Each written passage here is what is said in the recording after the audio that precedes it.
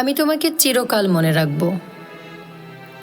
সময়ের স্রোতে অনেক কিছুই মুছে যায়, ভুলে যাওয়া যায়, তবুও কিছু মানুষ থেকে যায় হৃদয়ের গভীরে, একটি নীরব অনুভূতি হয়ে। তুমি সেই মানুষ যাকে আমি কোনো দিন ভুলতে পারবো না। তোমার ভালোবাসা, তোমার মায়া, যত্ন, তোমার উপস্থিতি আর নিঃশব্দ আমাকে গড়ে তুলেছে। ভালোবাসা কিভাবে অনুভব করতে হয় তা শিখিয়েছে। আমি চিরকৃতজ্ঞ থাকব তোমার প্রতি।